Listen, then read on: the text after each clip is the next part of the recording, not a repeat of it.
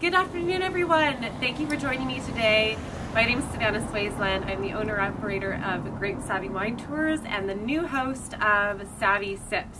Today we are at Van Westen Vineyards, a winery that's super close to my heart. And yeah, we're gonna do some barrel topping, a little bit of an interview, and a tasting with Rob today. So thank you for joining us. Hi everyone, I'm here with Rob Van Westen. We are going to taste through the 2020 Riesling, as well as the 2019 Booth Cab Franc and Merlot. I'm here with Rob. Greetings from the cooler. For those of you who don't know, I was employed with Van Westen Vineyards for many years. This is actually the first time in, I think, my 7-year career that I haven't actually worked in a cellar full time. So being back today to do some tastings and some topping is actually quite a privilege and a treat. So thanks for having me, Rob. Oh, you're very welcome. Awesome. Well, we're gonna get right into it. So we just poured these samples straight from the tank. And we're gonna go through the 2020 Riesling. So this is grown at your family's home lot property here near Armada. Yes. Can you tell us a little bit about that site? What is so special about it?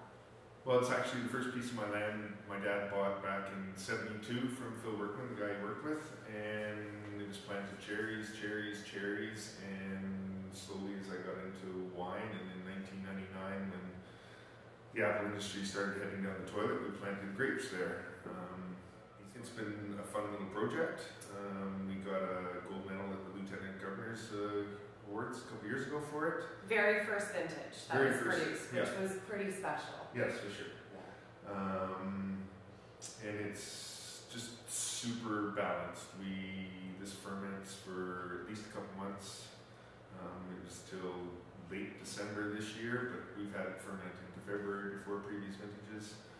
And we're just following that balance between sweetness and acidity, and it's got super high acid content.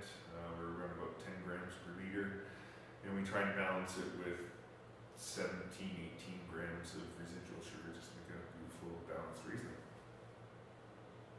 Off the bat on the nose, it's very aromatic. You get that really nice, even for a young Riesling, that minerality.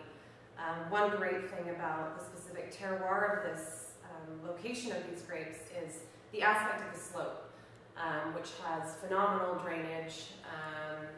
It's a western-facing slope, so it gets all-day sunshine, and it's close to the lake, which mitigates and acts as that heat sink throughout the summer and the winter. So, yeah, phenomenal aromatics in this, Rob. Yes. Vintage variation here in the Okanagan plays a huge role. So, what now, even though this is right out of tank, are you noticing slight differences between the 19, the 18, and now the 2020? The 20 we fermented it a little bit drier, but it's still got that lush sweet notes to it. More similar to like the 18. The 19 was a little bit sweeter. It's still got all that. It's got that little bit of viscosity poking through, which will just grow and evolve in its time in bottle. This is still in the fermentation lees, so actually tomorrow this will get racked off off their fermentation lees, and then we're going to start the final processes towards going into bottle, bentonite, fining trials, and all the fun stuff to make a finished wine. Exactly. On the palate, you can taste that acidity, the green apple, that minerality again is coming through, and it's, as it said, the first vintage won gold, so last year won silver. So it's been a metal place in wine since the get-go, and I don't think this vintage is going to be anything less. Yes. Cheers. Cheers. Delicious. All right, moving on to some reds. Today I've chosen to showcase Booth Road 2019 Merlot and a Cab Franc. Booth Road is the first actual planting site other than home lot for you. Yes. And the significance of these wines is that in 2018, this location, because of the late frost, it had severe frost damage. So for, 2 years, we reestablished the vineyard. 19, we got a very small crop. Do you want to do the Merlot Cab first? Okay. So yeah, the Merlot that year, it's 2.5 acres of Merlot. Should yield about 10 ton because we grow on Scott Henry. We only had 0.9 ton. So we had a 9% crop from the winter injury. So in that January of 19, we were putting in our t-shirts. It was 17 degrees. In maybe late February, we were down in the low minus 21, minus 22. And what happened is the sap started pushing back in January when it was so warm. And all the trunks cracked on the south side of the vine and damaged the phloem. And so we were lucky enough to be able to bring new trunks back from the graft up. And I got to do a lot of squats 2 summers in a row. Yeah. It was great. It was Sab's workout project. It was. And Booth Road is super inclined. So that was awesome. But good news is for 2020 this year, they got a little bit more crop off, which about is 3.5 ton. very hopeful. So all the squats and reestablishment hopefully will prove successful. Yes. Awesome. So fingers crossed, because we just had minus 17. So yes, fingers crossed. So yeah, Merlot's home is in Bordeaux. It's also one of the most widely planted grape varietals in the world and here in the Okanagan.